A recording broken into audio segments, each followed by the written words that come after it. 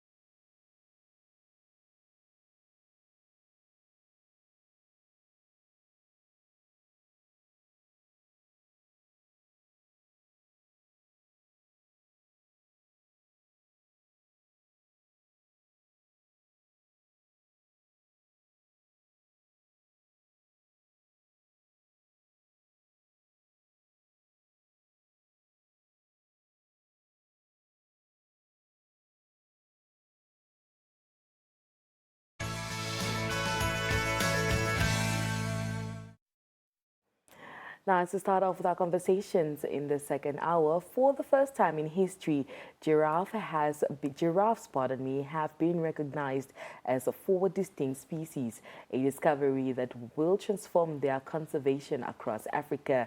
The announcement came from the IUCN SSC Giraffe and Okapi Specialist Group, following more than a decade of collaborative research led by the Giraffe Conservation Foundation together with the Senckenberg Biodiversity and Climate Research Center. This milestone reflects years of collaborative research with the Giraffe Conservation Foundation at the forefront of giraffe conservation for over 2 decades, driving efforts to better understand and protect these iconic animals. We're now joined in studio by the Executive Director and co-founder of the Giraffe Conservation Foundation, Stephanie Fennessy. Ms. Fennessy, a very good morning to you, and thank you so much for joining us. Thanks for having me, Tapewa. It's great to be here. All right. That was a mouthful, but Absolutely. just to get into the nitty-gritty details of it, kindly just give us a brief background on the Giraffe Conservation Foundation and what it entails. Absolutely. So we are based here in Namibia, but we work all across Africa. We're the only organization that concentrates solely on the conservation and management of giraffe. We currently work in 21 African countries, work a lot with partners, governments, other NGOs and scientific organizations, and we have done research on giraffe also for over 20 years. Amazing. Talk to us about, what inspired or what sparked that, what sparked the entire team to do research on that led to this groundbreaking reclassification of the giraffe when it comes to it now being classified in 4 different species. So I personally married into giraffe conservation. My husband, Dr. Julian Fennessy, is the world expert in giraffe conservation. And we met here in Namibia, actually, in the Wanep River in the Kunene region, where he did research for his PhD. And we both fell in love with giraffe, each other, and the country. So we have been living in Namibia since the late 1990s. We just realized that there was not much known about giraffe. I mean, they're such an iconic animal. Everyone who comes to Namibia wants to see giraffe, and all over Africa. But when we started doing some research, we realized no one knew anything about giraffe. So we looked at what they do, how they move, do they stay in the same area?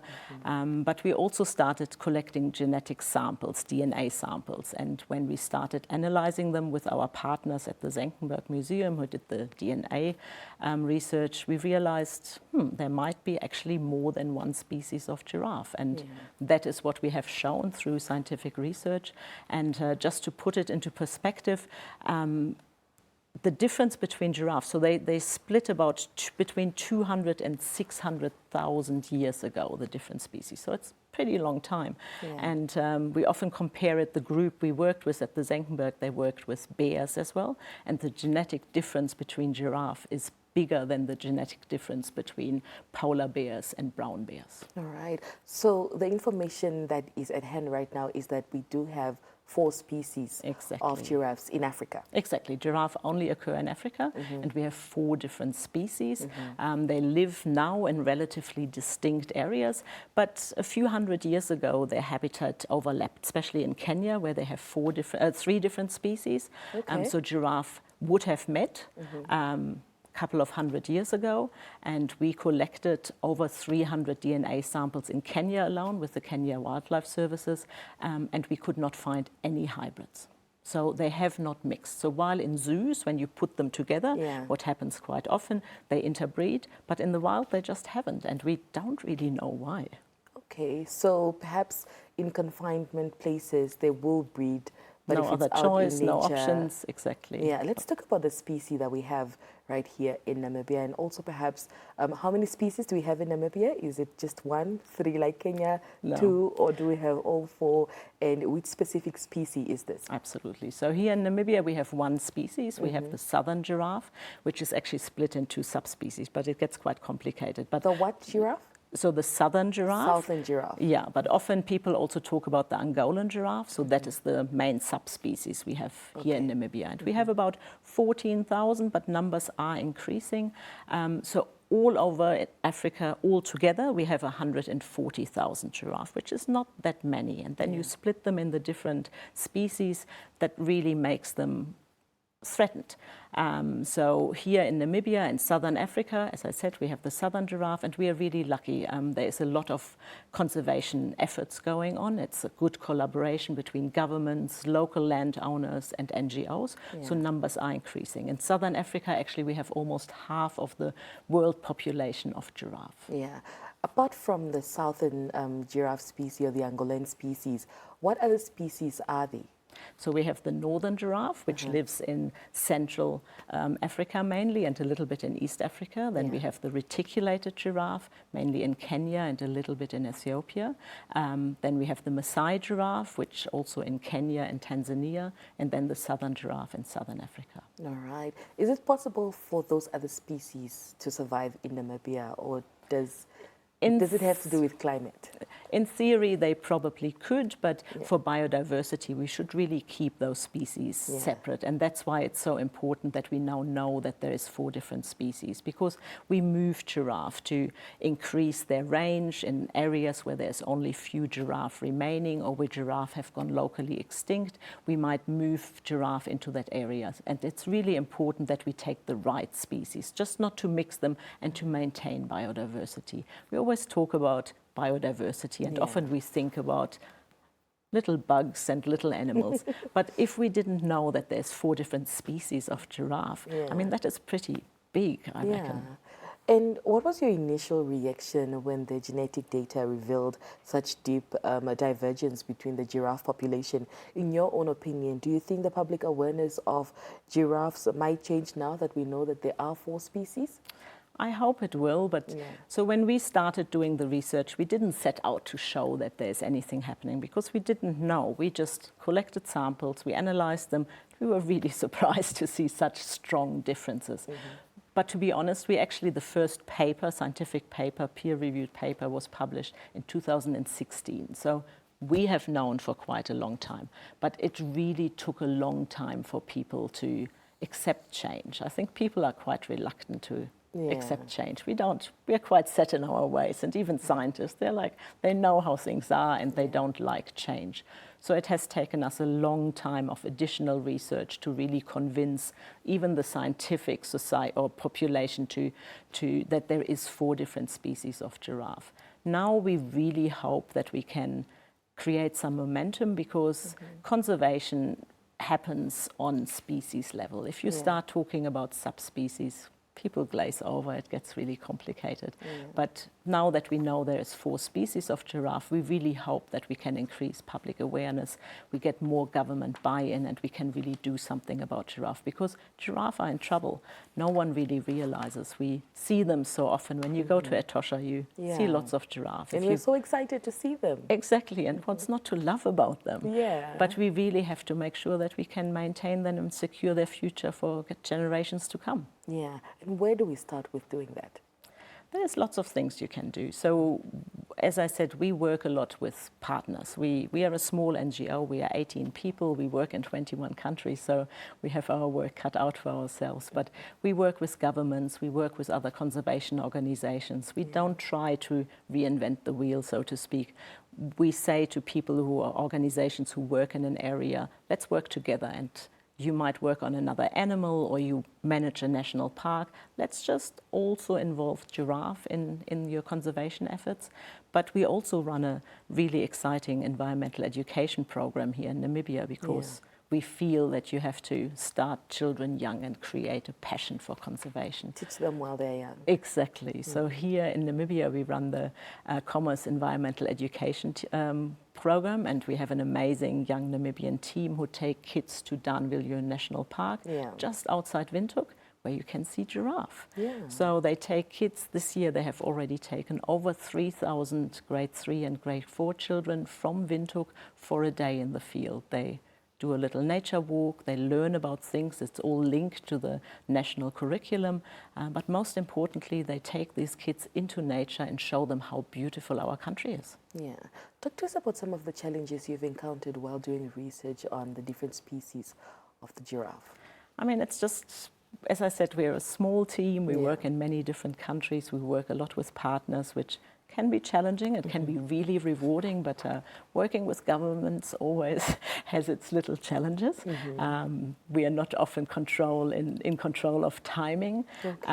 We do a lot of big things. We track giraffe. We put GPS trackers on them to track their movements, to learn more where they go when we don't see them during our surveys. So tracking a giraffe or equipping them with a GPS satellite tracker is quite a challenging thing. We need a vet to immobilize the giraffe and put them to the ground, attach the tracker. All these things are complicated, need a lot of expertise. It's often quite expensive. We move giraffe, as I said, we translocate giraffe, often in collaboration with the government, to areas where they are in low numbers or where they have gotten locally extinct. Last year we brought some giraffe into the Konena region to some local conservancies, communal conservancies, because it also helps to increase tourism long term. So yeah, there's lots happening, but so the main threat to giraffe overall is habitat loss, that there's just less and less space for animals to roam freely. And you can imagine giraffe, long legs, they move long distances, they like to move. Yeah. So we really have to create the space. Has that been an issue in Namibia? Has the population gone down? Has there not been an increase of giraffes over the years? In Namibia, Namibia really is a giraffe conservation success story, because there is excellent collaboration between the government. Then we have the community-based programs that support nature conservation, and lots of NGOs who really work strongly in that space. So we have a giraffe conservation success story. There's a lot of giraffe in national parks, in communal land, but also on private land. Yeah. What role should international bodies like the IUCN play in ensuring the survival of these newly recognized giraffe species? So the IUCN is a group of volunteers. So it's all experts in their field. So I'm a member, a lot of my colleagues are members, and we are advising. They're playing an advisory role, but they also run the red list. So when people want to find out, are animals in trouble, they refer to the red list, or also plants. So giraffe are listed on the IUCN red list, and so far they were listed as one species, as vulnerable. But now that we know that there's 4 species, we will do a reassessment of each of the species, and then we know how much protection and help they will need. Yeah. I want to know, what's that different element what do you call this, that differentiates the species? It's really tricky. In the end, it's mainly genetics, but you can see some differences in pattern, but there is a lot of variety within a species as well. So you can't definitely say when you see a photo, this is a Maasai giraffe or this is a southern giraffe, but you have a good indicator. But we did a study of the skull. So we literally had a postdoc student who traveled the world with a 3D scanner, and he scanned 515 giraffe skulls in natural history museums, in national parks. And there is differences in the skull structure, mainly in male giraffe. So when you look at a giraffe, they have these horns. They're not called horns, they're ossicons, and they are fused with the head, and they are much bigger in the northern giraffe and in the reticulated giraffe, for example. Amazing. Well, Ms. Fennessy, thank you so much for joining us in studio. Hopefully next time we have this conversation, we'll be like in a giraffe park or somewhere in one of the national parks with giraffes in the background. Yeah. I'm getting excited. I can't wait. But thank you so much for joining us this morning. And we love the work that you're doing for the community and for the giraffes. Thank you for having me, Tafiwa. And yeah, let's meet outside. Let's just go to Danvilliers, just outside of Windhoek. And it's an amazing asset. I mean, it's something Namibia can be really proud of.